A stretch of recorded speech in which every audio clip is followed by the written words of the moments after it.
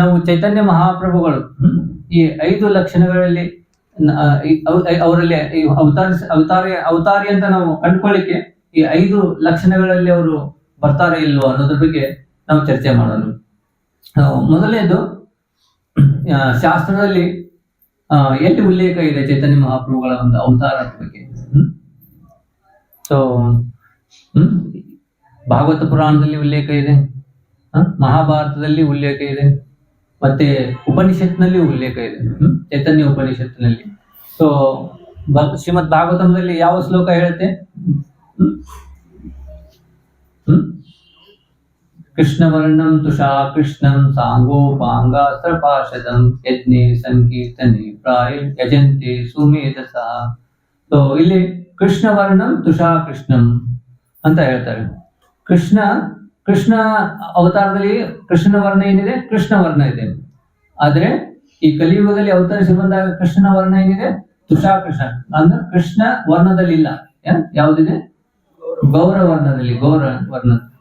So ಅದಕ್ಕೆ ಇದು ಮತ್ತೆ ಯಜ್ಞೆ ಸಂಕೀರ್ತನೆ, ಇಲ್ಲಿ ಯಜ್ಞೆಯನ್ನ ಸ್ಥಾಪಿಸ್ಲಿಕ್ಕೆ ಅವತರಿಸಿ ಬಂದಿರುವಂತ ಅವತಾರ ಗೌರಾಂಗ ಮಹಾಪ್ರಭುಗಳ ಅವತಾರ, ಸಂಕೀರ್ತನೆ ಯಜ್ಞೆಯನ್ನು ಮಾಡಲಿಕ್ಕೆ. ಈ ಅವತಾರದ ಬಗ್ಗೆ ಭಾಗವತದಲ್ಲಿ ಉಲ್ಲೇಖ ಇದೆ. ಇನ್ನೊಂದ್ ಕಡೆ ಭಾಗವತದಲ್ಲಿ ಮತ್ತೆ ಕೃಷ್ಣನ ಒಂದು ಅವತಾರ ಆದ್ಮೇಲೆ ಗರಗ ಮುನಿಗಳು ಕೃಷ್ಣನ ನಾಮಕರಣ ಮಾಡ್ಬೇಕಾದ್ರೆ ಅಲ್ಲಿ ನಂದ ಮಹಾರಾಜಿಗೆ ಹೇಳ್ತಾರೆ.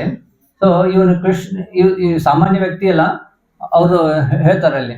ಸೊ ಇವನು ತ್ರಿಯುಗಿ ಅಂತ ಹೇಳ್ತಾರೆ. ತ್ರಿಯುಗಿ ಅಂದ್ರೆ 3 ಯುಗದಲ್ಲಿ ಅವತಾರ ಮಾಡಿದಂತವನು. ಸೊ ಸತ್ಯಯುಗದಲ್ಲಿ ಬಿಳಿ ಬಣ್ಣದಲ್ಲಿ, ತ್ರೇತಾಯುಗದಲ್ಲಿ ಕೆಂಪು ಬಣ್ಣ, ಸೊ ದ್ವಾಪರದಲ್ಲಿ ಕೃಷ್ಣ ವರ್ಣದಲ್ಲಿ ಅಂತ ಹೇಳಿದ್ದಾರೆ, ತ್ರಿಯುಗಿ. ಮತ್ತೆ ಅಲ್ಲಿ ಇನ್ನೊಂದು ವರ್ಣದ ಬಗ್ಗೆ ಹೇಳ್ತಾರೆ. ಎಲ್ಲೋ ಬಣ್ಣದಲ್ಲಿ, ಹಳದಿಯ ಬಣ್ಣದಲ್ಲಿ ಅವತಾರವಾಗುತ್ತೆ ಅನ್ನೋದು ಹೇಳಿದೆ.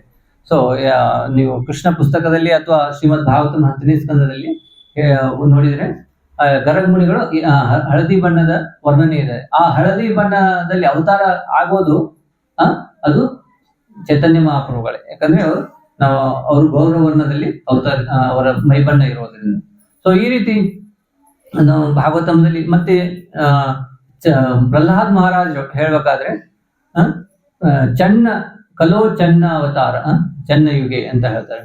ಕಲಿಯುಗದಲ್ಲಿ ಚನ್ನ ಅಂತಂದ್ರೆ ಒಂದು ಗೌಪ್ಯ ರೂಪದಲ್ಲಿ, ಗೌಪ್ಯ ಅವತಾರ ಅಂತ ಹೇಳ್ತಾರೆ. ಗೌಪ್ಯ ಅವತಾರ ಅಂದ್ರೆ ಅವರು ಅವತಾರ ಅಂತ ತೋರಿಸ್ಕೊಳ್ಳಿಕ್ಕೆ ಬಂದಂತವ್ರಲ್ಲ. ಚೈತನ್ಯ ಮಹಾಪ್ರಭು ಸ್ವಯಂ ಭಗವಂತನೇ ಅವತಾರ, ಆದ್ರೆ ಅವತಾರ ಅಂತ ತೋರಿಸ್ಕೊಳ್ಳುವಂತ ಉದ್ದೇಶ ಇರಲಿಲ್ಲ. ಮೇನ್ ಉದ್ದೇಶ ಏನಿತ್ತು ಅದನ್ನ ನಾವು ಚರ್ಚೆ ಮಾಡ್ತೀನಿ. ಮೇನ್ ಉದ್ದೇಶದಲ್ಲಿ ಇದನ್ನ ಚರ್ಚೆ ಮಾಡೋಣ. ಈಗ ನಾನು ಜಸ್ಟ್ ಈ ಒಂದು ಭಾಗವತಂದಲ್ಲಿ ಅದ್ರ ಬಗ್ಗೆ ಉಲ್ಲೇಖ ಇದೆ ಅನ್ನೋದ್ರ ಬಗ್ಗೆ ಹೇಳ್ತಾ ಇದ್ದೀನಿ. ಸೊ ಚನ್ನ ಅವತಾರ ಅಂತ ಹೇಳ್ತಾರೆ. ಕಲೋ ಚನ್ನ ಅವತಾರ, ಕಲಿಯುಗದಲ್ಲಿ ನೀನು ಒಂದು ಗೌಪ್ಯ ರೂಪದಲ್ಲಿ ಅವತಾರವನ್ನು ತಾಳ್ತೀಯ ಅಂತ ಹೇಳ್ತಾರೆ. ಸೊ ಮತ್ತೆ ಮಹಾಭಾರತದಲ್ಲಿ ಎಲ್ಲಿ ಹೇಳಿದೆ? ಮಹಾಭಾರತದಲ್ಲಿ ಉಲ್ಲೇಖ ಇದೆ. ಸೊ ವಿಷ್ಣು ಸಹಸ್ರನಾಮದಲ್ಲಿ ಉಲ್ಲೇಖ ಇದೆ. ಸುವರ್ಣವರ್ಣ ಹೇಮಾಂಗೋ ವರಾಂಗ ಚಂದನಾಂಗತಿ ಸನ್ಯಾಸ ಕೃಚ್ಚಮ ಶಾಂತೋ ನಿಷ್ಠಾ ಶಾಂತಿ ಪರಾಂಗತಿ. ಸೊ ಇದು ವಿಷ್ಣು ಸಹಸ್ರ. ಯಾಕಂದ್ರೆ ಇಲ್ಲಿ ಸುವರ್ಣ ವರ್ಣ ಹೇಮಾಂಗೋ, ಸೊ ಸುವರ್ಣ ವರ್ಣ ಹೇಮಾಂಗೋ, ಇಲ್ಲಿ ಇದು ಯಾರಿಗೆ ಅವಲಂಬಿಸುತ್ತೆ? ಎಲ್ಲ ಅವತಾರಗಳಲ್ಲಿ ನಾವು ನೋಡಿದ್ರೆ ಇದು ಯಾವ ಅವತಾರಕ್ಕೆ ಅವಲಂಬಿಸುತ್ತೆ ಅನ್ನೋದನ್ನ ನಾವು ವಿಚಾರ ಮಾಡಿದ್ರೆ, ನಮ್ಮ ಆಚಾರ್ಯರು ಬಲ್ದೇವ್ ವಿದ್ಯಾಭೂಷಣರು, ಜೀವ ಗೋಸ್ವಾಮಿ ಇದ್ರ ಮೇಲೆ ಎಲ್ಲ ಉಲ್ಲೇಖ ಇದೆ. ಎಸ್ಪೆಷಲಿ ಬಲ್ದೇವ್ ವಿದ್ಯಾಭೂಷಣರು ವಿಷ್ಣು ಸಹಸ್ರ ನಾಮದ ಮೇಲೆ ಕಮೆಂಟ್ರಿ ಮಾಡಿದ್ದಾರೆ, ಅವರು ಟಿಪ್ಪಣಿಯನ್ನು ಬರೆದಿದ್ದಾರೆ. ಅದರಲ್ಲಿ ಸೊ ಇಲ್ಲಿ ಅವರು ಚೈತನ್ಯ ಮಹಾಪ್ರಭುಗಳಿಗೆ ಈ ಶ್ಲೋಕ ಅನ್ವಯಿಸುತ್ತೆ ಅನ್ನೋದು ನಮಗೆ ಖಚಿತವಾಗಿ ಆಗತ್ತೆ. ಸೊ ಸುವರ್ಣ ವರ್ಣ ಹೇಮಾಂಗೋ, ಯಾಕಂದ್ರೆ ವಿಷ್ಣು ಸಹಸ್ರನಾಮದಲ್ಲಿ ಸಾವಿರಾರು ವಿಷ್ಣುವಿನ ನಾಮಗಳು ಬರ್ತವಲ್ಲ. ಸೊ ಒಂದೊಂದು ನಾಮದ ಬಗ್ಗೆ ನಾವು ವಿಚಾರ ಮಾಡ್ತಾ ಹೋದ್ರೆ ಇದು ಯಾವ ಅವತಾರಕ್ಕೆ, ಯಾವ ಇದಕ್ಕೆ ಸಂಬಂಧಪಡುತ್ತೆ, ಕೃಷ್ಣನಲ್ಲಿ ಈ ಹೆಸರು ಯಾವ್ದಕ್ಕೆ ಸಂಬಂಧಪಡುತ್ತೆ ಅಂತ ವಿಚಾರ ಮಾಡಿದ್ರೆ ಇದು ಚೈತನ್ಯ ಮಹಾಪ್ರಭುಗಳಿಗೆ ಸಂಬಂಧಪಡುತ್ತೆ ಈ ಶ್ಲೋಕ. ಸೊ ಮತ್ತೆ ಉಪನಿಷತ್ನಲ್ಲಿ ಚೈತನ್ಯ ಉಪನಿಷತ್ನಲ್ಲಿ ಇದ್ರ ಬಗ್ಗೆ ಅಲ್ಲಿ ಬ್ರಹ್ಮ ಮತ್ತು ಪಿಪಲ ಋಷಿಗಳ ನಡುವೆ, ಅವ್ರು ಬ್ರಹ್ಮನ ಮಗನೇ. ಸೊ ಅವ್ರ ಪ್ರಶ್ನೆಗಳನ್ನ ಕಲಿಯುಗ ಘೋರವಾಗಿ, ಕಲಿಯುಗ ಪಾಪದಿಂದ ತುಂಬಿರುತ್ತೆ, ಅಲ್ಲಿ ಹೇಗೆ ಅಲ್ಲಿ ಜನರ ಉದ್ಧಾರ ಹೇಗೆ ಆಗುತ್ತೆ ಅನ್ನೋದ್ರ ಬಗ್ಗೆ ಚರ್ಚೆ ನಡೆದಾಗ ಅಲ್ಲಿ ಬ್ರಹ್ಮದೇವರು ಇದು ಭಕ್ತಿ ವಿನೋದ ಠಾಕೂರ್ ಅವರು ಅವರ ಒಂದು ವೇದಶಾಸ್ತ್ರಗಳ ಅಧ್ಯಯನದಲ್ಲಿ ಅವರು ಒಂದು ಏನು ರಿಸರ್ಚ್ ಮಾಡ್ತಾರೆ. ಎಲ್ಲವನ್ನು ಹುಡುಕಿ ತೆಗೆದಾಗ ಈ ಒಂದು ಉಪನಿಷತ್ ಅವರಿಗೆ ಕಂಡುಕೊಳ್ತಾರೆ. ಅಲ್ಲಿ ಈ ಉಪನಿಷತ್ನಲ್ಲಿ ಚೈತನ್ಯ ಮಹಾಪ್ರಭುಗಳ ಅವತಾರದ ಬಗ್ಗೆ ಉಲ್ಲೇಖ ಇದ್ದದನ್ನ ಹೇಳ್ತಾರೆ. ಅವಾಗ ಕಲಿಯುಗದ ಘೋರ ಕಲಿಯುಗದಲ್ಲಿ ಪಾಪದಿಂದ ತುಂಬಿದಂತ ಸಮಯದಲ್ಲಿ ಹೇಗೆ ಜನರ ಉದ್ಧಾರ ಆಗುತ್ತೆ ಅನ್ನೋದರ ಹೇಳುವ ಸಮಯದಲ್ಲಿ ಈ ಒಂದು ಅವತಾರದ ಬಗ್ಗೆ ಉಲ್ಲೇಖ ಇದೆ ಚೈತನ್ಯ ಉಪನಿಷತ್ನಲ್ಲಿ. ಸೊ ಈ ರೀತಿ ನಮಗೆ ಶಾಸ್ತ್ರದ ಮುಖಾಂತರ ನಾವು ಏನ್ ತಿಳ್ಕೊತೀವಿ, ಚೈತನ್ಯ ಮಹಾಪ್ರಭುಗಳ ಅವತಾರದ ಒಂದು ಉಲ್ಲೇಖ ಇರೋದನ್ನ ನಾವು ಕಂಡುಕೊಳ್ತೇವೆ. ಸೊ ಇದು ಪ್ರಶ್ನೆ. ಮತ್ತೆ ವಿಶ್ವರೂಪ ಎಲ್ಲಿ ಚೈತನ್ಯ ಮಹಾಪ್ರಭು ವಿಶ್ವರೂಪವನ್ನು ತೋರಿಸಿದ್ರು ಅಂತ ನಮ್ಮ ಪ್ರಶ್ನೆ ಬರುತ್ತೆ. ಸೊ ವಿಶ್ವರೂಪವನ್ನ ಚೈತನ್ಯ ಮಹಾಪ್ರಭುಗಳು ನಾವು ಇದು ಚೈತನ್ಯ ಭಾಗವತದಲ್ಲಿ ನೋಡ್ಬೋದು. ಚೈತನ್ಯ ಭಾಗವತದಲ್ಲಿ ಚೈತನ್ಯ ಭಾಗವತವನ್ನು ಯಾರು ಬರೆದಿದ್ದಾರೆ? ಅದನ್ನು ಬರೆದಿದ್ದವರು ಯಾವುದು? ವೃಂದಾವನ್ ದಾಸ್ ಠಾಕೂರ್. ವೃಂದಾವನ್ ದಾಸ್ ಠಾಕೂರ್ ಅವರು ಸ್ವಯಂ ಅವರು ವ್ಯಾಸರ ಅವತಾರ ಅಂತ ಹೇಳ್ತಾರೆ. ವ್ಯಾಸರ ಅವತಾರ. ಸೊ ಅವರು ಚೈತನ್ಯ ಲೀಲೆ, ಇನ್ನೊಂದೇನು ಚೈತನ್ಯ ಚರಿತಾಮೃತ ಇದೆ. ಚೈತನ್ಯ ಚರಿತಾಮೃತವನ್ನು ಬರೆದಿದ್ದು ಕವಿರಾಜ್ ದಾಸ್ ಗೋಸ್ವಾಮಿ ಅವರು, ಕೃಷ್ಣದಾಸ್ ಗೋಸ್ವಾಮಿ. ಸೊ ಅವರಲ್ಲಿ ಬರೆದ್ರಲ್ಲಿ ಇದನ್ನ ಕವರ್ ಮಾಡಿಲ್ಲ. ಯಾಕಂದ್ರೆ ಯಾವ್ದಕ್ಕೆ ಎಲ್ಲವನ್ನು ಒಂದೇ ಗ್ರಂಥದಲ್ಲಿ ಅದನ್ನ ಅವ್ರು ಕವರ್ ಮಾಡ್ಲಿಲ್ಲ ಅಂತಂದ್ರೆ, ಯಾಕಂದ್ರೆ ಹೇಳ್ತಾ ಚೈತನ್ಯ ಮಹಾಪ್ರಭುಗಳ ಲೀಲೆಗಳನ್ನ ಹೇಳ್ತಾ ಹೋದ್ರೆ ಅದಕ್ಕೆ ಅಂತ್ಯನೇ ಇರ್ಲಿಲ್ಲ ಅಂತೆ. ಎಷ್ಟು ಈ ಗ್ರಂಥಗಳು, ನಮ್ಮ ಚೈತನ್ಯ ಚರಿತಾಮೃತದ ಗ್ರಂಥಗಳು ಎಷ್ಟಿವೆ ಈಗ? ಎಷ್ಟು ವ್ಯಾಲ್ಯೂಮ್ ಇದೆ? 5 ವ್ಯಾಲ್ಯೂಮ್ ಇದೆ. ಸೊ ಈಗ ಜನರಿಗೆ, ಕಲಿಯುಗದ ಜನರ ಏನಪ್ಪಾ ಬುದ್ಧಿ ಶಕ್ತಿ ಮತ್ತೆ ಅವರಿಗೆ ಆಸಕ್ತಿ, ಅವ್ರ ಆಲಸಿಗಳು ಆಗಿರೋದ್ರಿಂದ ನಾವೀಗ ಪ್ರಭುಪಾದರ ಪುಸ್ತಕಗಳನ್ನ ಓದ್ಲಿಕ್ಕೆ ಆಗ್ತಾ ಇಲ್ಲ. ಯಾಕಂದ್ರೆ ನಮ್ದು ಬಹಳಷ್ಟು ಬಿಸಿ ಸಮಯ ಇದೆ. ಅದಕ್ಕೆ ಆ ಒಂದು ಪುಸ್ತಕದ ವಿಸ್ತರಣೆ, ಗ್ರಂಥ ಬಹಳ ಆಗತ್ತೆ ಅನ್ನೋ ಒಂದು ಹೆದರಿಕೆಯಿಂದ ಬಹಳಷ್ಟು ವಿಷಯಗಳನ್ನ ಕವಿರಾಜ ಗೋಸ್ವಾಮಿಗಳು, ಕೃಷ್ಣದಾಸ್ ಕವಿರಾಜ ಗೋಸ್ವಾಮಿಗಳು ಕವರ್ ಮಾಡ್ಲಿಲ್ಲ. ಯಾಕಂದ್ರೆ ಮುಂದೆ ಅವರು ಎದುರು ಇವರು ವೃಂದಾವನ ಠಾಕೂರ್ ಅವರೊಂದು ಬರೀತಾರೆ ಅನ್ನೋದು ಅವ್ರಿಗೆಲ್ಲ ಇದು ಇತ್ತು. ಸೊ ಅದಕ್ಕೆ ಬಾಲ್ಯ ಲೀಲೆಗಳನ್ನ, ಸ್ವಲ್ಪ ಕೆಲವೊಂದು ವಿಶೇಷ ಲೀಲೆಗಳನ್ನ ಅವ್ರು ಕವರ್ ಮಾಡ್ಲಿಲ್ಲ ಚೈತನ್ಯ ಚರಿತಾಮೃತದಲ್ಲಿ. ಸೊ ಕೆಲವೊಂದು ಬಹಳಷ್ಟು ಲೀಲೆಗಳು, ಸಣ್ಣ ಬಾಲ್ಯ ಲೀಲೆಗಳು ಮತ್ತೆ ಈ ತರ ಕೆಲವೊಂದು ವಿಶೇಷ ಲೀಲೆಗಳು ಇದರಲ್ಲಿ ಚೈತನ್ಯ ಭಾಗವತದಲ್ಲಿ.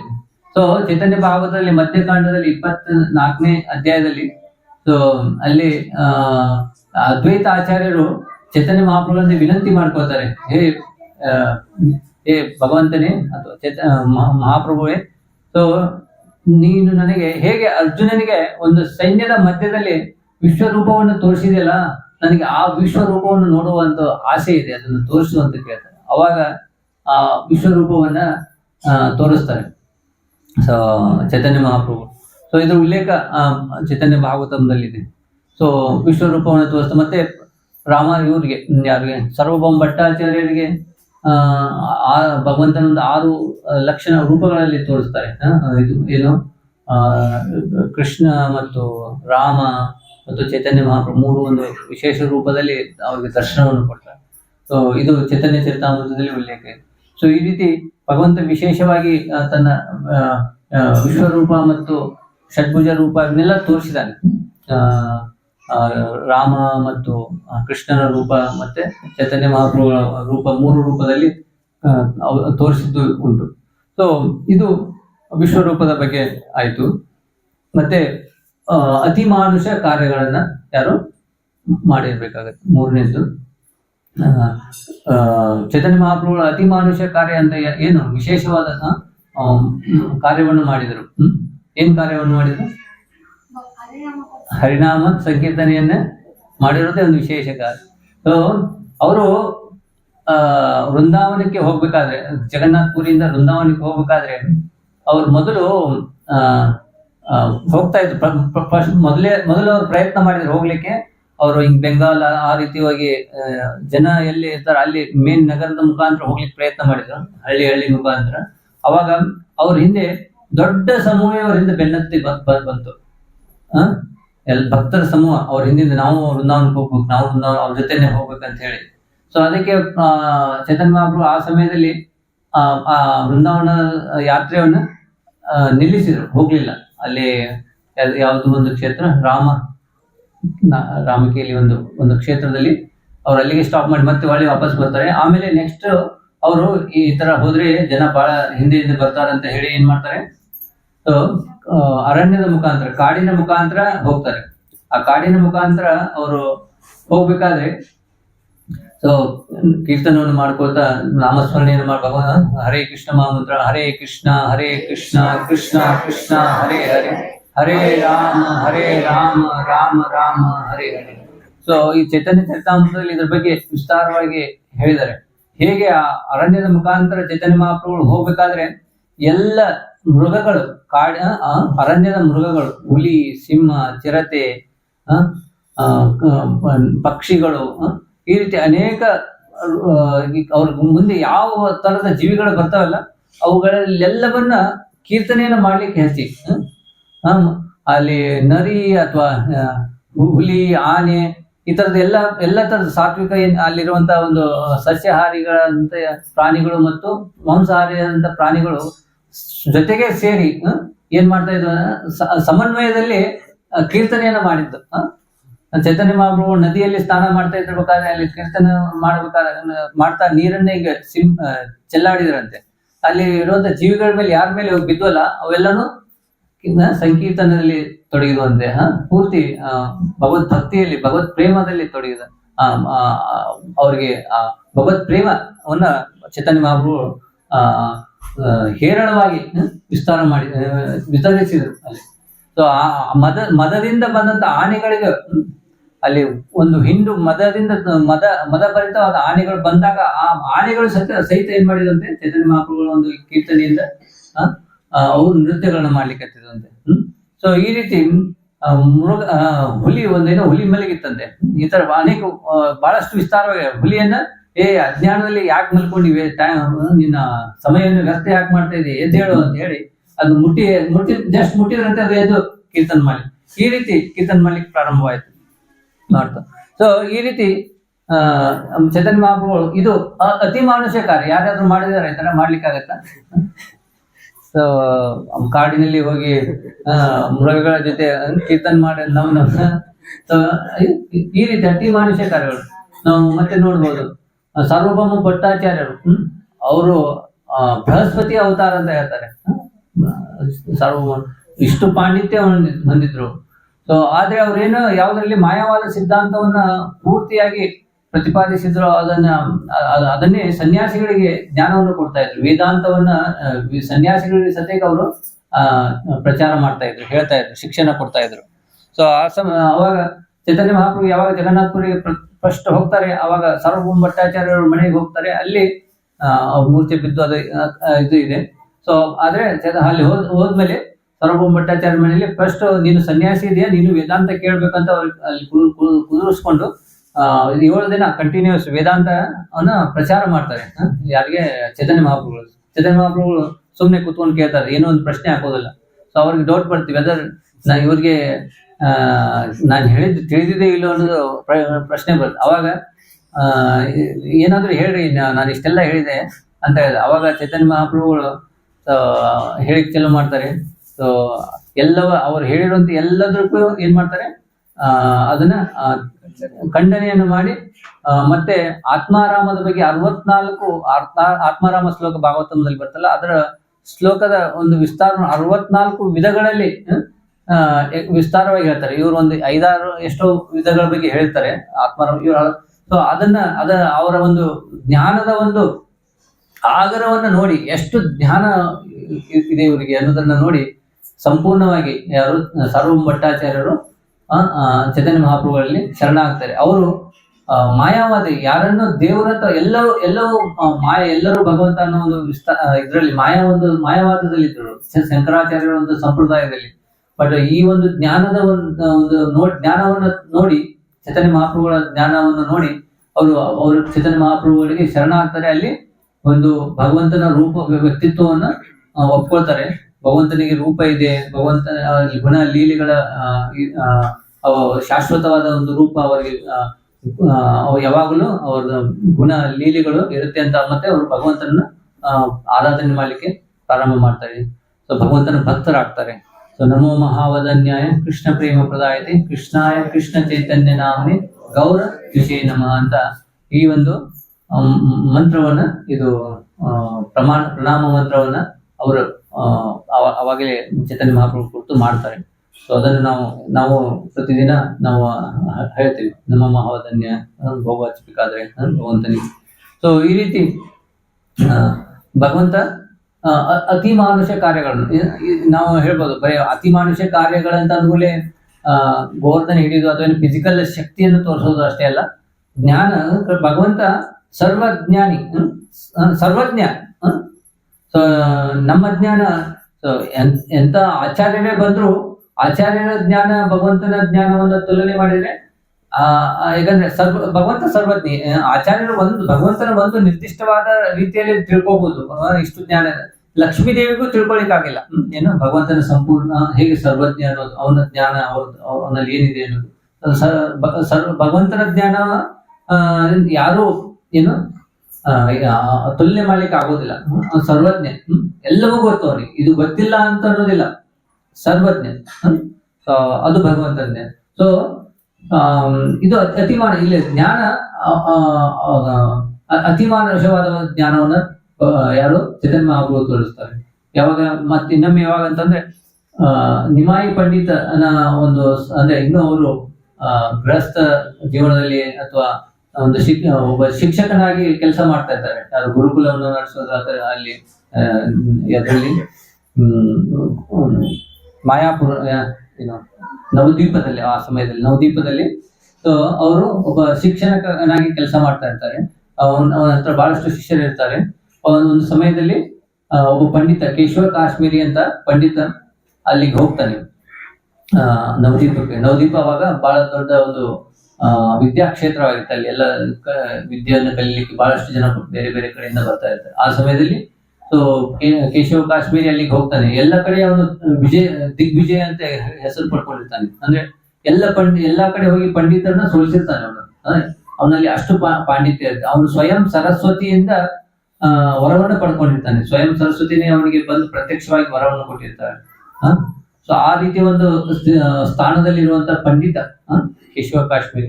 ಅವ್ನು ನವದ್ವೀಪಕ್ಕೆ ಬಂದಾಗ ಎಲ್ಲ ಪಂಡಿತರು ಬೇರೆ ಬೇರೆ ಕೆಲಸವನ್ನ ಹೇಳ್ಕೊಂಡು ಊರ್ ಬಿಟ್ಟು ಹೋಗ್ತಾ ಇರ್ತಾರಂತೆ. ಯಾಕಂದ್ರೆ ಅವ್ನ್ ಬಂದು ಸೋಲಿಸಿ ಈ ತರ ಎಲ್ಲ ಅವಹೇಳನ ಮಾಡ್ತಾನೆ ಅಂತ ಹೇಳಿ ಸೊ ಎಲ್ಲರೂ ಏನು ಬಿಟ್ಟು ಹೋಗ್ತಾ ಇರ್ತಾರೆ. ಅವಾಗ ಕೆಲವರು ಪಂಡಿತರು ಏನ್ ಮಾಡ್ತಾರೆ, ನಿಮಾಯಿನ ಕಳ್ಸು, ನಾವು ಮುಂದೆ ಅವ್ರ ಚರ್ಚೆ ಮಾಡ್ಲಿಕ್ಕೆ ಅಂತ. ಸೊ ಈ ರೀತಿ ಎಲ್ಲರೂ ಪ್ಲಾನ್ ಮಾಡಿ ಹಿಂದಕ್ಕೆ ಸರ್ಕೊಂಡಿರ್ತಾರೆ. ಸೊ ಹಾಗ ನಿಮಾಯಿ ಪಂಡಿತನ ಒಂದು ವ್ಯಕ್ತಿತ್ವ ಅದೇ ರೀತಿ ಪ್ರಚಾರ ಆಗಿರುತ್ತೆ. ಸೊ ಆ ಕೇಶವ ಕಾಶ್ಮೀರಿನು ಆ ನಿಮಾಯಿ ಪಂಡಿತನ ಜೊತೆನೆ ನಾನು ಚರ್ಚೆ ಮಾಡ್ಬೇಕನ್ನೋ ಉದ್ದೇಶನೇ ಇಟ್ಕೊಂಡು ಬಂದಿರ್ತಾನೆ. ಸೊ ಹಾಗೆ ನದಿ ತೀರದಲ್ಲಿ, ಗಂಗಾ ನದಿ ತೀರದಲ್ಲಿ ಹೋಗ್ಬೇಕಾದ್ರೆ ಅಲ್ಲೇ ಭೇಟಿ ಆಗುತ್ತೆ. ಆ ಭೇಟಿ ಆದ ಸಮಯದಲ್ಲೇ ಒಂದಿಷ್ಟು ಚರ್ಚೆ ಆಗತ್ತೆ. ಸಂಕ್ಷಿಪ್ತ ಚರ್ಚೆ, ಅದೆಲ್ಲ ಇನ್ನು ಡಿಬೇಟ್ ಕುಂತಿಲ್ಲ ಮಾಡ್ಬೇಕು ಅಂತ ಹೇಳಿ. ಹಾಗೆ ಪರಿಚಯದ ಮುಖಾಂತರ ಮಾಡ್ಕೋಬೇಕಾದ್ರೆ ಕೇಶವ ಕಾಶ್ಮೀರಿ ಒಂದು 100 ಶ್ಲೋಕದ ಒಂದು ಏನ್ ಮಾಡ್ತಾನೆ, ಗಂಗೆಯನ್ನ ವರ್ಣನೆ ಮಾಡುವಂತ 100 ಶ್ಲೋಕಗಳನ್ನ ಅದೇ ಕ್ಷಣದಲ್ಲಿ ರೆಡಿ ಮಾಡ್ತಾರೆ. ಅಷ್ಟು ಕವಿತ್ವ ಅವ್ರಿಗೆ ವಿದ್ವತ್ ಇರುತ್ತೆ. ನಮಗೊಂದು ಏನಾದ್ರು ಬರ್ಲಿಕ್ಕೆ, ಹೇಳಿಕ್ಕೆ, ಭಾಷಣ ಮಾಡ್ಲಿಕ್ಕೆ ಎಷ್ಟೋ ವಿಚಾರ ಮಾಡಿ ಒಂದು ಮಾತಾಡ್ಬೇಕಾಗುತ್ತೆ. ಆದ್ರೆ ಅವರು ಒಂದೇ ನಿಮಿಷದಲ್ಲಿ 100 ಶ್ಲೋಕಗಳನ್ನ ವರ್ಣನೆ ಗಂಗೆಯನ್ನು ವರ್ಣನೆ ಮಾಡ್ಲಿಕ್ಕೆ ಮಾಡುವಂತ ಶ್ಲೋಕಗಳನ್ನ ಅದೇ ಕ್ಷಣದಲ್ಲಿ ಹೇಳ್ತಾರೆ. ಸೊ ಚೈತನ್ಯ ಮಹಾಪ್ರಭು ಸೊ ಹೇಳಿದಾಗ ಚೈತನ್ಯ ಮಹಾಪ್ರಭುಗಳು ಕೇಳ್ತಾರೆ. ಕೇಳಿ ಸೊ ಅಷ್ಟು ಫಾಸ್ಟ್ ಆಗಿ ಹೇಳಿರ್ತಾರೆ ಅಂತ.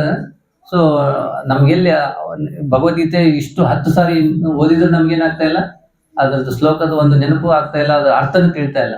ಅದೇ ಚೈತನ್ಯ ಮಹಾಪ್ರಭು ಜಸ್ಟ್ ಇಲ್ಲಿ ಇಷ್ಟ ನೀ ಹೇಳಿದೆಲ್ಲ ಹೌದು, ನೀನ್ ಬಹಳ ವಿದ್ವಾಂಸ, ಎಲ್ಲ ಬಹಳ ಸರಿಯಾಗಿ, ಅಂದ್ರೆ ಇದು ಯಾರಿಗೂ ಸಾಧ್ಯವಿಲ್ಲ ಈ ತರದ ಕಾರ್ಯ. ಆದ್ರೆ ನೀನು ಅದಕ್ಕೆ ಬಹಳಷ್ಟಲ್ಲಿ ಸ್ವಲ್ಪ ಮಿಸ್ಟೇಕ್ ಇದೆ. ಯಾವುದು ಭರ್ತ, ಇದು ಯಾವುದು ಕೃಷ್ಣನ ಹೆಂಡತಿ ಹೆಸರು ಪಾರ್ವತಿ, ಅದು ಅಲ್ಲಿ ಗಂಗೆಗೆ ಏನ್ ಹೇಳ್ತಾನೆ ಭರ್ತ ಅಂದ್ರೆ ಅದು ಅಲ್ಲಿ ರಿಪೀಟ್ ಗ್ರಾಮೆಟಿಕಲ್ ಮಿಸ್ಟೇಕ್ಸ್ ಇರುತ್ತೆ. ರಿಪೀಟ್ ನೀನು ಶಿವ ಏನು ಗಂಗೆಯ ಗಂಡ ಅನ್ನೋದ್ರ ಬಗ್ಗೆ 2 ಸಲ ಮೀನಿಂಗ್ ಬರುತ್ತೆ. ಗಂಡ ಈ ತರ ಮೀನಿಂಗ್ ಬರೋ ತರ ಅದು ವ್ಯಾಕರಣದಿಂದ ಅದು ತಪ್ಪಾಗಿರುತ್ತೆ. ಈ ರೀತಿ ಅನೇಕ ತಪ್ಪುಗಳನ್ನ ಚೈತನ್ಯ ಮಹಾಪ್ರಭು ಒಂದ್ 2 ನಿಮಿಷದಲ್ಲಿ ಇಲ್ಲಿ ಈ ತಪ್ಪಿದೆ ಅಂತ ಹೇಳ್ಬಿಡ್ತಾರೆ. ಸೊ ಆ ಸಮಯದಲ್ಲಿ ಕೇಶವ ಕಾಶ್ಮೀರಿ ಏನು ಮಾತಾಡೋದೇ ಇಲ್ಲ. ಸೊ ಈಗ ನೀವು ಎಲ್ಲಿಂದ ಬಹಳಷ್ಟು ಕಡೆಯಿಂದ ನೀವು ನಡ್ಕೊಂಡ್ ಬಂದಿದ್ದೀರಾ, ಸುಸ್ತಾಗಿದ್ದೀರಾ, ಇವತ್ತು ರೆಸ್ಟ್ ತಗೊಳ್ಳಿ, ಸೊ ನಾಳೆ ಬಂದು ಚರ್ಚೆ ಮಾಡೋಣ ಅಂತ ಹೇಳ್ತಾರೆ. ಸೊ ಅವನಿಗೆ ಮುಗಿತ ಅಲ್ಲಿಗೆ ಕೇಶವ ಕಾಶ್ಮೀರಿಗೆ. ಸೊ ಅವನು ರಾತ್ರಿ ನಿದ್ದೆನೆ ಮಾಡಿರಲ್ಲ. ನನ್ಗೆ ಯಾಕೆ ಹೀಗಾಯ್ತು, ನಾನು ಎಲ್ಲ ಕಡೆ ಗೆದ್ಕೊಂಡ್ ಬಂದಿದ್ದೀನಿ, ನನ್ನನ್ನು ಯಾರು ಸೋಲಿಸೋದೇ ಇಲ್ಲ, ನನಗೆ ಸರಸ್ವತಿ ವರ ಇದೆ ಅಂತ ಏನು ನಿದ್ದೆನೆ ಮಾಡೋದಿಲ್ಲ. ಅವಾಗ ಸರಸ್ವತಿ ಕುರಿತು ಪ್ರಾರ್ಥನೆ ಮಾಡ್ತಾರೆ. ಸ್ವಯಂ ಸರಸ್ವತಿ ಬಂದು ಕನಸಿನಲ್ಲಿ ಹೇಳ್ತಾರೆ, ನಿಮಾಯಿ ಪಂಡಿತರು ಅವರು ಸಾಮಾನ್ಯ ಮನುಷ್ಯನಲ್ಲ, ಅವನು ನನ್ನ ದೇವರೇ, ನಾನು ಪೂಜಿಸುವಂತ ದೇವರು, ನನಗೆ ಬರುವಂತ ನನ್ನಲ್ಲಿರುವ ಜ್ಞಾನವು ಯಾರಿಂದ ಬಂದಿದೆ, ಚೈತನ್ಯ ಅವರಿಂದನೇ ಬಂದಿರೋದು. ಅದಕ್ಕೆ ಅವ್ರ ಜೊತೆ ನೀನು ವಾದ ಮಾಡ್ಲಿಕ್ಕೆ ಹೋಗ್ಬೇಡ ಅಂತ ಹೇಳ್ತಾರೆ. ಸೊ ಈ ರೀತಿ ಅತಿ ಮಾನುಷವಾದ ಕಾರ್ಯಗಳನ್ನ ಮಾಡಿದ್ರು. ಸೊ ಅದಕ್ಕೆ ಚೈತನ್ಯ ಮಹಾಪ್ರಭುಗಳು ಸಾಮಾನ್ಯ ಮನುಷ್ಯರಲ್ಲ, ಅವರು ಅವತಾರ, ಸ್ವಯಂ ಅವತಾರ. ಇದು ಈ ರೀತಿ. ಮತ್ತೆ 4ನೇದು ಸೊ ವಿಶೇಷ ಉದ್ದೇಶ. ಚೈತನ್ಯ ಮಹಾಪ್ರಭುಗಳ ಉದ್ದೇಶ, ಅವತಾರದ ಉದ್ದೇಶ ಏನಾಗಿದೆ, ಹರಿನಾಮ ಸಂಕೀರ್ತನೆಯನ್ನು. ಕೃಷ್ಣನ ಅವತಾರದ ಉದ್ದೇಶ ಏನಾಗಿತ್ತು, ಧರ್ಮ ಸ್ಥಾಪನೆ. ಯದಾ ಯದಾ ಈ ಧರ್ಮಶ್ಯ ಗ್ಲಾನಿ.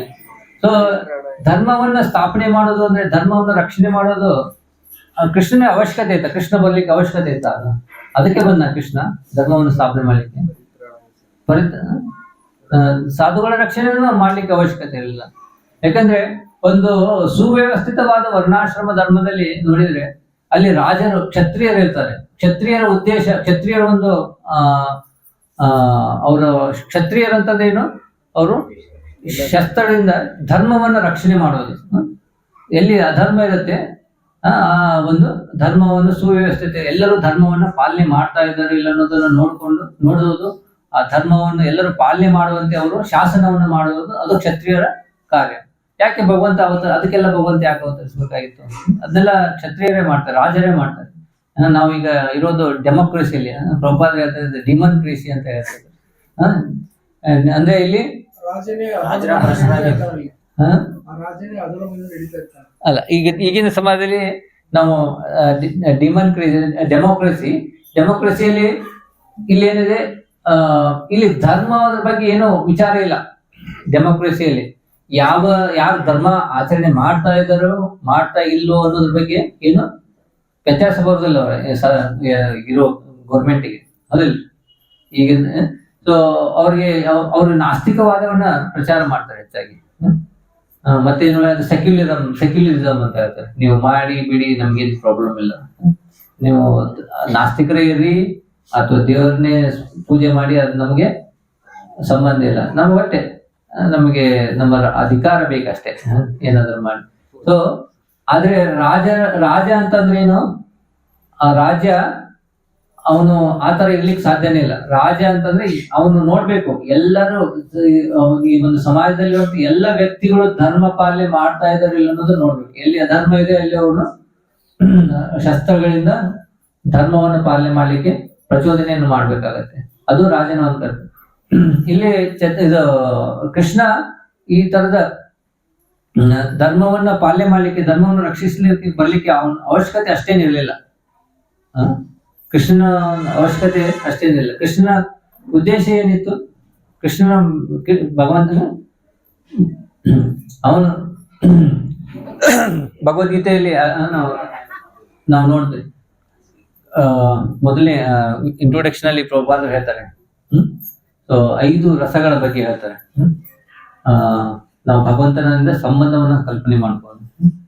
ಶಾಂತರಸ, ತಾಶರಸ, ಸಾಕ್ಯರಸ, ವಾತ್ಸಲ್ಯ ರಸ, ಮಾಧುರ್ಯ ರಸ, ಈ 5 ರಸಗಳು. ಸೊ ಈ ಕೃಷ್ಣ ಇಲ್ಲಿ ಅವತಾರ ತಾಳಿ ಬಂದಾಗ ಸೊ ಅವನು ಈ 5 ರಸಗಳ ಬಗ್ಗೆ, ರಸತತ್ವದ ಬಗ್ಗೆ ನಮಗೆ ತಿಳಿಸ್ಕೊಟ್ಟ. ಮತ್ತೆ ಅದನ್ನೇ ಆ ರಸಗಳನ್ನ ಅನುಭವಿಸಿದ. ವೃಂದಾವನದಲ್ಲಿ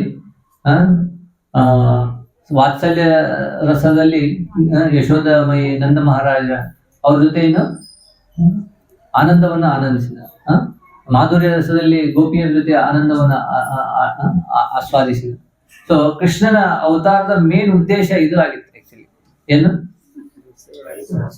5 ರಸಗಳಲ್ಲಿ ಭಕ್ತರೊಂದಿಗೆ ವ್ಯವಹಾರ ಮಾಡೋದು, ಆದಾನ ಪ್ರದಾನವನ್ನ ಮಾಡೋದು ಉದ್ದೇಶ ಅವನ ಅವತಾರ.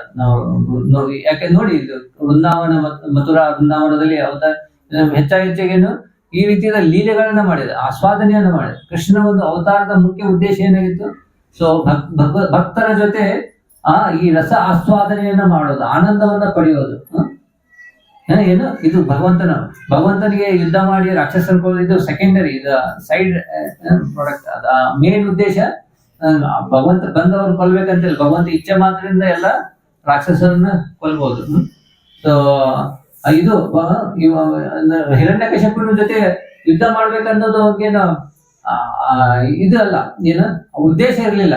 ಆದ್ರೆ ಅಲ್ಲಿ ರಸ ಆಸ್ವಾದನೆ ಮಾಡ್ಲಿಕ್ಕೆ ಬಂದ, ಒಂದು ವೀರ್ಯ ರಸವನ್ನ ಆಸ್ವಾದನೆ ಮಾಡ್ಲಿಕ್ಕೆ ಭಗವಂತ ತನ್ನ ಭಕ್ತರನ್ನೇ ಕಳಿಸಿ ಆ ಆಸ್ವಾದನೆಯನ್ನು ಪಡ್ಲಿಕ್ಕೆ. ಭಗವಂತ ಯಾವಾಗ್ಲೇನು ಲೀಲಾ ಏನು ಲೀಲೆಗಳಲ್ಲೇ ತೊಡಗಿರ್ತಾನೆ. ಸೊ ಪ್ರತಿ ಸಾರಿ ಅವನು ಆನಂದವನ್ನ ಪಡಿಲಿಕ್ಕೆ ಭಕ್ತರ ಜೊತೆ ಸೇರಿ ಆನಂದವನ್ನ ಪಡಿತಾನೆ. ಸೊ ಅವನು ಅವತಾರದ ಮುಖ್ಯ ಉದ್ದೇಶ ಭಕ್ತರ ಜೊತೆ ರಸ ವಿನಿಮಯವನ್ನ ಮಾಡ್ಕೊಳ್ಳೋದು. ಸೊ ಚೈತನ್ಯ ಇದು ಕೃಷ್ಣ ಅವತಾರದ ಉದ್ದೇಶ ಆಗಿತ್ತು. ಸೊ ಅದೇ ರೀತಿ ಕೃಷ್ಣ ಇಲ್ಲೇನ್ ಮಾಡಿದ, ಆ ಒಂದು ಲೀಲೆಗಳನ್ನ ಮಾಡೋದ. ಆದ್ರೆ ಏನೋ ಭಕ್ತರ ಸ್ವರೂಪದಲ್ಲಿ ಭಗವದ್ ಭಕ್ತಿಯನ್ನ ಹೇಗೆ ಮಾಡೋದು, ಮತ್ತೆ ಆ ಭಕ್ತರು ಪಡೆಯುವಂತ ಆಸ್ವಾದನೆ ಇದೆಯಲ್ಲ, ನನ್ನ ಭಕ್ತಿಯನ್ನು ಮಾಡೋದ್ರಿಂದ, ಸೊ ನನ್ನ ಭಕ್ತಿಯನ್ನು ಮಾಡಿ ಅವರು ಬಹಳಷ್ಟು ಸಂತೃಪ್ತರಾಗಿದ್ದಾರೆ, ಅವರು ಬಹಳಷ್ಟು ಆನಂದ ಭರಿತವಾಗಿದ್ದಾರೆ. ಆ ಆನಂದ ನನಗೆ ಸಿಕ್ಕಿಲ್ಲ. ಯಾವುದು? ಭಕ್ತರು ಭಗವಂತನ ಸೇವೆಯನ್ನ ಮಾಡಿ ಪಡೆಯುವಂತ ಆನಂದ ಇದೆಯಲ್ಲ, ಭಗವತ್ ಭಕ್ತಿಯನ್ನ ಮಾಡಿ ಪಡೆಯುವಂತ ಆನಂದ ಇದೆಯಲ್ಲ, ಬೇರೆ ಬೇರೆ ಸಂಬಂಧದಲ್ಲಿ ಆ ಆನಂದ ಆಸ್ವಾದನೆ ಯಾರಿಗೆ ಸಿಕ್ಕಿಲ್ಲ?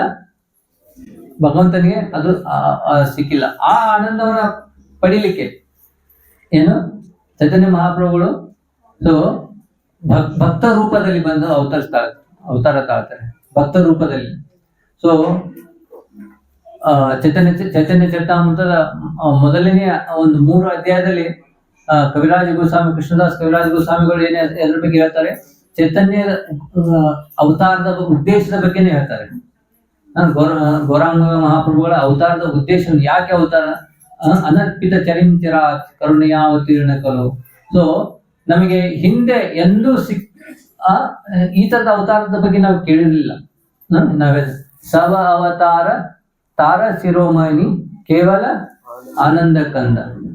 ಸೊ ಎಲ್ಲ ಅವತಾರ, ಕೃಷ್ಣ ಅವತಾರ ಬಿಡ್ರಿ, ನರಸಿಂಹ, ವಾಮನ, ಎಲ್ಲ ಅವತಾರಗಳಿದೆ. ಆದ್ರೆ ಈ ತರದ ಅವತಾರ ನಾವೆಂದೂ ಕಂಡಿಲ್ಲ. ಈ ಅವತಾರ ಬಹಳಷ್ಟು ಏನು ಕೃಪಾ, ಈ ಅವತಾರದ ಕೃಪಾ ಇದೆಯಲ್ಲ, ಈ ಅವತಾರದಲ್ಲಿ ತೋರಿಸಿದಂತ ಕೃಪಾ ಬೇರೆ ಯಾವ ಅವತಾರದಲ್ಲಿ ಭಗವಂತ ತೋರಿಸಿಲ್ಲ.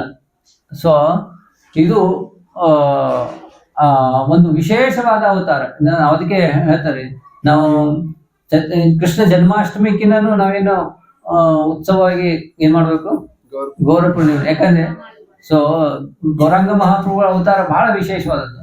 ಸಭ ಅವತಾರ ಸಾರ ಶಿರೋಮಣಿ, ಎಲ್ಲ ಅವತಾರಗಳ ಸಾರದ ಒಂದು ಅಂಶವನ್ನ ಚೈತನ್ಯ ಮಹಾಪ್ರಭು ನಮಗೆ ಕೊಡ್ತಾರಂತೆ. ಅಷ್ಟು ಕರುಣಾಮಯಿ, ನಮ್ಗದನ್ನ ಊಹಿಸ್ಲಿಕ್ಕೂ ಸಾಧ್ಯವಿಲ್ಲ. ನಾವೇನ್ ನಮಗ್ ಸಿಕ್ಕಿದೆ ಅಲ್ಲ, ನಾವೇನ್ ಮಾಡ್ತಾ ಇದೇವಲ್ಲ, ಅದ್ರ ಫಲ ಎಷ್ಟಿದೆ ಅನ್ನೋದು ನಮ್ಗೆ ಗೊತ್ತಿಲ್ಲ, ಅದನ್ನ ಊಹಿಸ್ಕೊಳಿಕ್ಕೆ ಆಗೋದಿಲ್ಲ. ಯಾಕಂದ್ರೆ ಅಷ್ಟು ಇದೆ.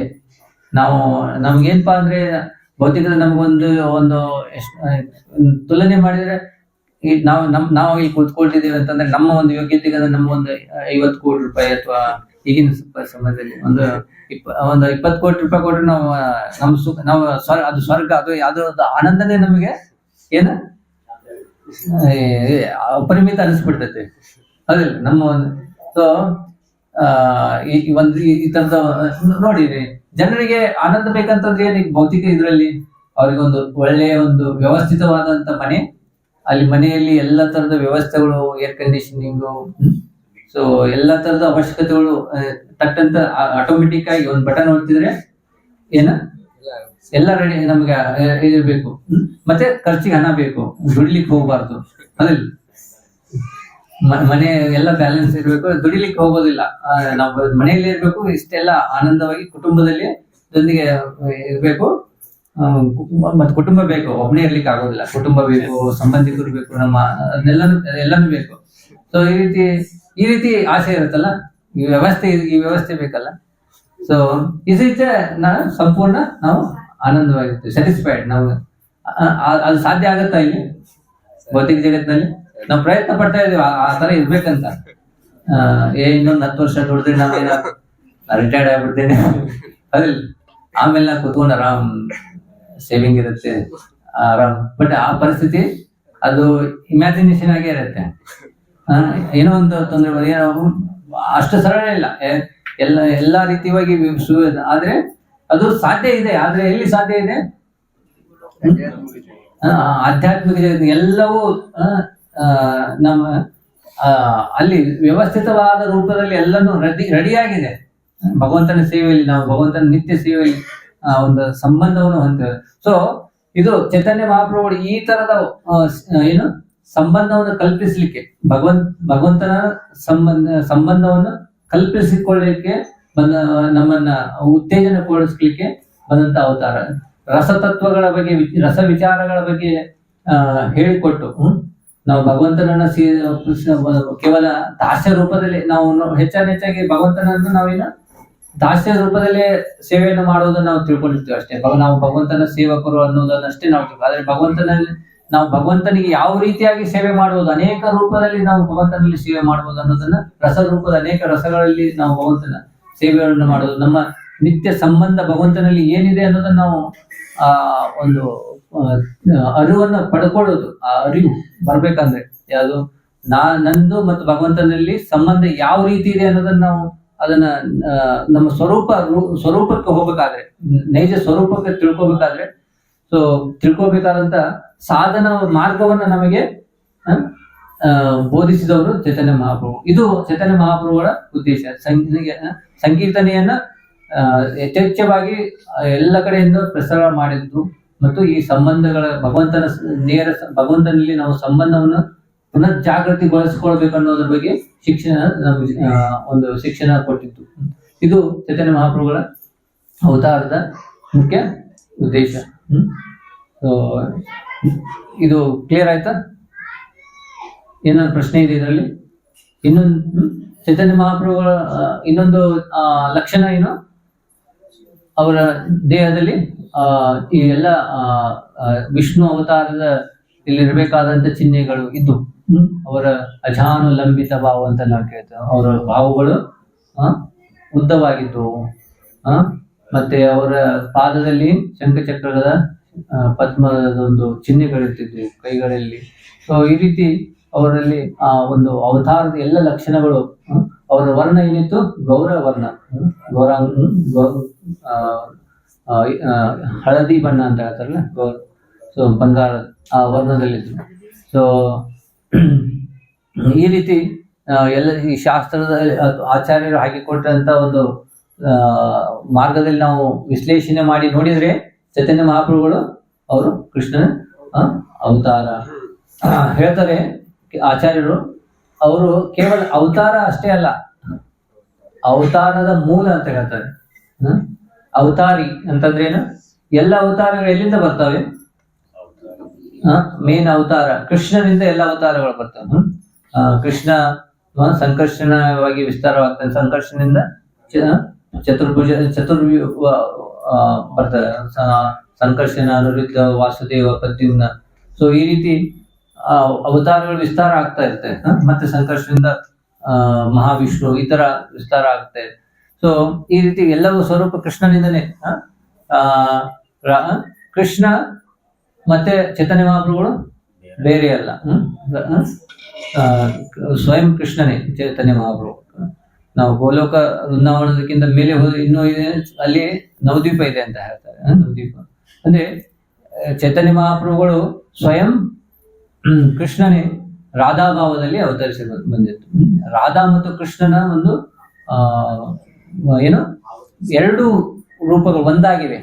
ರಾಧಾ ಕೃಷ್ಣ ಸೇರಿದಾಗ ಏನಾಗುತ್ತೆ? ಗೌರಾಂಗ ಮಹಾಪ್ರಭುಗಳ. ರಾಧಾ ಮತ್ತು ಕೃಷ್ಣನ ಸೇರಿದ್ರೆ ಏನಾಯ್ತು? ಗೌರಾಂಗ ಮಹಾಪ್ರಭು, ಚೈತನ್ಯ ಮಹಾಪ್ರಭು. ಸೊ ಆ ಒಂದು ಅವತಾರ ಇವರು, ಇವರಿಂದನೇ ಎಲ್ಲ ಅವತಾರಗಳು ಉದ್ಭವ ಆಗುತ್ತೆ. ಸೊ ನಾವು ಆಚಾರ್ಯರಿಂದ ತಿಳ್ಕೊಳ್ಬೇಕಂದ್ರೆ ಇವ್ರ ಅವತಾರ ಅಷ್ಟೇ ಅಲ್ಲ, ಎಲ್ಲ ಅವತಾರದ ಮೂಲ ಇವರಿಂದ ಎಲ್ಲ ಅವತಾರಗಳಾಗಿ ಬರ್ತವೆ. ಸೊ ಚೈತನ್ಯ ಮಹಾಪ್ರಭುಗಳು ಈ ಸಂಕೀರ್ತನ ಯಜ್ಞನ ಭಾರತ ಎಲ್ಲ ಕಡೆ ಅವರು ಉತ್ತರ ಭಾರತ ಮತ್ತು ದಕ್ಷಿಣ ಭಾರತ ಎರಡೂ ಕಡೆನೂ ಪ್ರವಾಸ ಮಾಡಿ ಅಲ್ಲಿ ಎಲ್ಲ ಕಡೆನೂ ಈ ಸಂಕೀರ್ತನೆಯನ್ನ ಪ್ರಚಾರ ಮಾಡಿದರು. ಸೊ ಕಲಿಯುಗದ ಒಂದು ಶ್ರೇಷ್ಠವಾದ ಒಂದು ಮಾರ್ಗ ಅಂತಂದ್ರೆ ಈ ಹರಿನಾಮ ಸ್ಮರಣೆಯನ್ನ ಮಾಡೋದು. ಹರೇ ಕೃಷ್ಣ ಕೃಷ್ಣ ಕೃಷ್ಣ ಹರೇ ಹರೇ, ಹರೇ ರಾಮ ರಾಮ ರಾಮ ಹರೇ ಹರೇ. ನಾನು ಹೇಳ್ತಾ ಇದ್ದೆ ಈ 4 ಪರಂಪರೆಗಳ ಬಗ್ಗೆ ಹೇಳಿದೆ ಪ್ರಾರಂಭದಲ್ಲಿ. 4 ಪರಂಪರೆಯಲ್ಲಿ ನಾವು ಈ ಮಧ್ವ ಗೌಡಿಯ ಸಂಪ್ರದಾಯದಲ್ಲಿ ಬರ್ತೇವೆ. ಸೊ ಮಧ್ವಾಚಾರ್ಯರ ಒಂದು ಅವ್ರದ್ದು ಸಿದ್ಧಾಂತದ ಎಸೆನ್ಸ್ ಅಲ್ಲಿ ನಾವು ತಿಳ್ಕೊಂಡಾಗ ಅವರು ಎದರ ಬಗ್ಗೆ ಹೇಳ್ತಾ ಇದ್ದಾರೆ ಅಂತಂದ್ರೆ ಅವರು ಸಂಕ್ಷಿಪ್ತವಾಗಿ ಅವರು ದ್ವೈತವಾದವನ್ನ ಹೇಳಿದ್ರು. ದ್ವೈತ ಅಂತಂದ್ರೆ ಜೀವ ಮತ್ತು ಭಗವಂತನಲ್ಲಿ ಭೇದ ಇದೆ. ಅವರು ಆ ರೀತಿ ಅವರು ಅಷ್ಟೇ ಅಲ್ಲ, ಜೀವ ಜಡ ಭೇದ, ಜಡ ಭೇದ, ಜೀವ ಭೇದ. ಸೊ ಈ ರೀತಿ 5 ಭೇದಗಳ ಬಗ್ಗೆ ಹೇಳ್ತಾರೆ. ಸೊ ಅಂದ್ರೆ ಈ ಜಗತ್ತಿನಲ್ಲಿ ಎಲ್ಲರೂ ಒಂದೇ ಆಗ್ಲಿಕ್ಕೆ ಸಾಧ್ಯನೇ ಇಲ್ಲ. ಎಲ್ಲರೂ ಯಾವಾಗಲೂ ಶಾಶ್ವತವಾಗಿ ನಾವು ನಮ್ಮದೇ ಆದ ಒಂದು ಸ್ವರೂಪದಲ್ಲಿ ಇರ್ತೇವೆ, ಬೇರೆನೇ ಇರ್ತೇವೆ. ಅದಕ್ಕೆ ವ್ಯತ್ಯಾಸ ಇದೆ ಅಂತ ಹೇಳಿದ್ರು.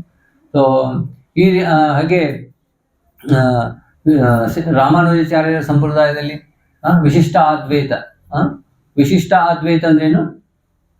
ಬೇರೆ ಏನಿದೆ ವಿಶಿಷ್ಟ ಅದ್ವೈತ. ಅದ್ವೈತ ಅಂದ್ರೆ ನಾವು ಒಂದನಿದ್ದೇವೆ, ಬೇರೆನಿದೆ, ಒಂದು ವೆರೈಟಿ ಇದೆ, ಅಂದ್ರೆ ವೆರಿಗೇಟೆಡ್ನೆಸ್ ಇದೆ.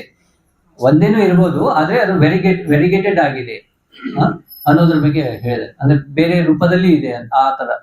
ಸೊ ಮತ್ತೆ ಕುಮಾರ ಸಂಪ್ರದಾಯದಲ್ಲಿ ಶುದ್ಧ ದ್ವೈತ ಅಂತ ಹೇಳ್ತಾರೆ. ಶುದ್ಧ ದ್ವೈತ ಅದು ಏನು ವ್ಯತ್ಯಾಸ ಇಲ್ಲ ಅಷ್ಟು. ದ್ವೈತದೇ ಶುದ್ಧ ದ್ವೈತ ಮತ್ತು ದ್ವೈತಾದ್ವೈತ. ಇದರಲ್ಲಿ ನಮಗೆ ಅದನ್ನ ಅಧ್ಯಯನ ಮಾಡಿದ್ರೆ ಸ್ವಲ್ಪ ಸೂಕ್ಷ್ಮತೆಯಲ್ಲಿ ನಾವು ವ್ಯತ್ಯಾಸವನ್ನ ಕಂಡುಕೊಳ್ತೇವೆ. ಮತ್ತೆ ಚೈತನ್ಯ ಮಹಾಪ್ರಭುಗಳು ಅಚಿಂತ್ಯ ಭೇದ ಅಭೇದ ತತ್ವ. ಭೇದ ಅಭೇದ ಅಂದ್ರೆ ಇಲ್ಲಿ ಮಧ್ವಾಚಾರ್ಯರು ಎಲ್ಲವೂ ಬೇರೆನೆ ಅಂತ ಹೇಳ್ತಾರೆ. ಎಲ್ಲವೂ ಬೇರೆ, ಅದರಲ್ಲಿ ಅಚಿಂತ್ಯ. ನಮಗೆ ಅಚಿಂತ್ಯ ಅಂತಂದ್ರೆ ಏನು? ಅಚಿಂತ್ಯ ಬಿಯಾಂಡ್ ಅವರ್ ಇಮ್ಯಾಜಿನೇಷನ್. ಚಿಂತೆ ನಾವು ಚಿಂತೆ ಮಾಡೋದೇನು? ನಮ್ಮ ಮನಸ್ಸಿಗೆ ನಾವು ನಮಗೆ ಚಿಂತನವನ್ನು ಮಾಡ್ಲಿಕ್ಕೆ ಆಗೋದಿಲ್ಲ. ನಾವು ಊಹಿಸ್ಕೊಳ್ಳಿಕ್ಕೂ ಅಚಿಂತ್ಯ.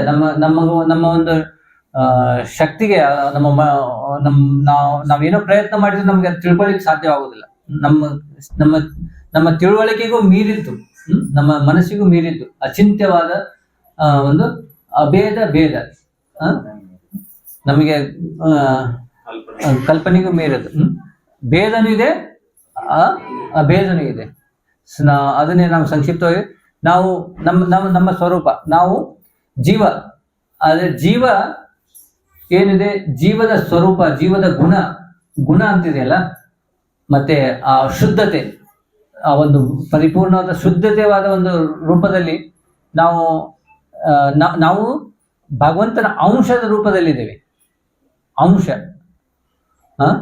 ಈಗ ಭಗವಂತ ಒಂದು ಫುಲ್ ಏನು ಆಗ ಎಲ್ಲದಕ್ಕೂ ಒಂದು ಏನು ವಿಭೂತಿ ಅಂದ್ರೆ ಅವನು ಮಹಾನ್ ಆಗರ, ಒಂದು ಸಮುದ್ರದಂತೆ. ಸಮುದ್ರದಲ್ಲಿ ನಾವೊಂದು ಹನಿ ನೀರಿನಂತೆ.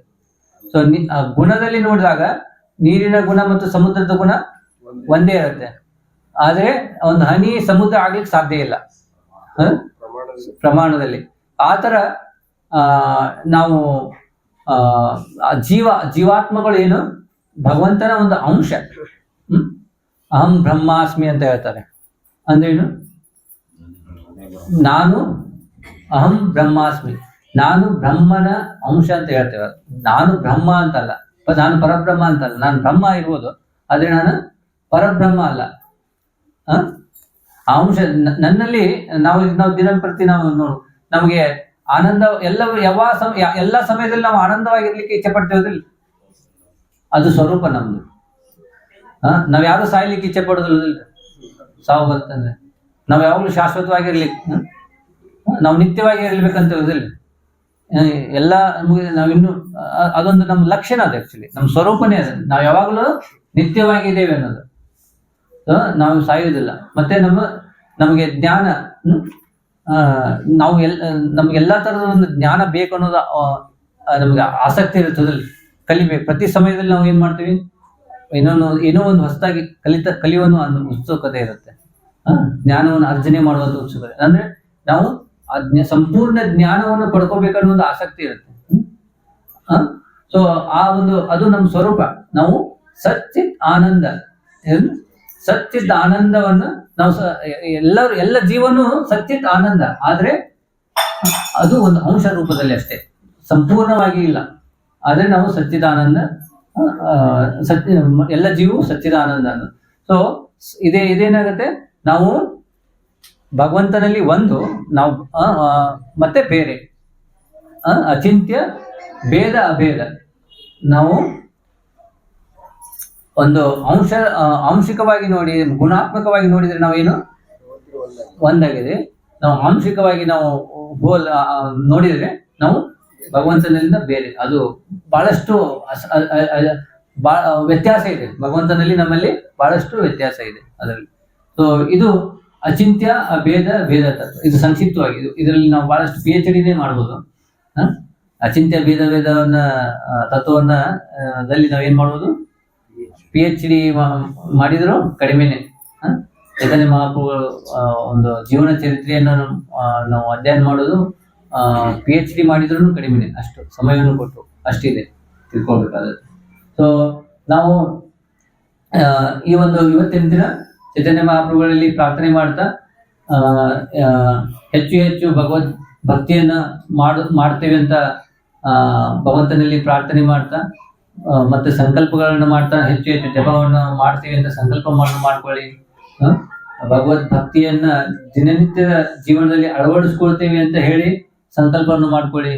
ಸೊ ಈ ಭಗವದ್ ಭಕ್ತಿ ನಾವು ಏನ್ ಮಾಡ್ತಾ ಇದ್ದೇವೆ ಅನ್ನೋದು ನಮಗೆ ಊಹಿಸಿಕೊಳ್ಳಲಾರ್ದಷ್ಟು